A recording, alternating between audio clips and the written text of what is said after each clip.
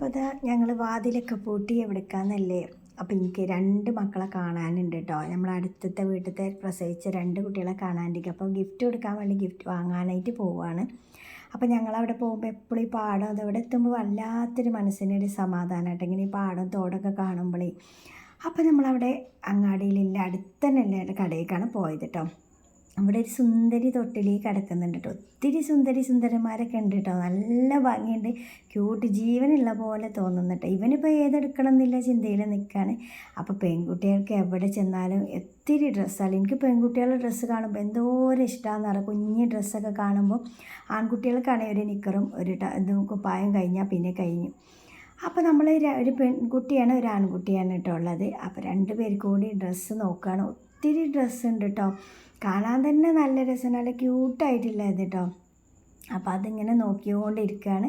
അപ്പോൾ പെൺകുട്ടികൾക്ക് എവിടെ ചെല്ലുമ്പോൾ ഒത്തിരി ഡ്രസ്സും കാര്യങ്ങളും ഉണ്ട്. ആൺകുട്ടികൾക്കാണെങ്കിൽ ഉണ്ടാവില്ല. ഇത് ആൺകുട്ടികൾക്ക് നോക്കിയതാണ് ഈ കാണുന്നത് കേട്ടോ. ഇതൊരു ഡ്രസ്സ് മാത്രമേ ഉള്ളൂ.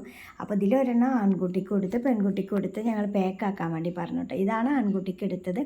പെൺകുട്ടിക്ക് ഒരു ചെറിയൊരു കുഞ്ഞു ഉടുപ്പാണ് എടുത്തത് കേട്ടോ. ആൺകുട്ടികൾക്ക് പിന്നെ അധികം ഇല്ലല്ലോ. ഇത് കണ്ട് ഞാൻ ഒരുപാട് ചിരിച്ചിട്ടോ. എനിക്കിത് കണ്ടിട്ട് ഒത്തിരി ചിരി വരുന്നേ. ഇത് ഞാൻ ആദ്യമായിട്ട് കാണുകയാണ്. എന്നെക്കാളും പൊക്കത്തിലൊരു സാധനം കേട്ടോ. കുട്ടികളെ റൂമിൽ തൂക്കണ തോന്നണേ. അപ്പോൾ ഇത് കണ്ടോ, സൈക്കിൾ 3000 2000 ഒക്കെ റേറ്റിൽ നല്ല മോഡൽ സൈക്കിൾ കേട്ടോ.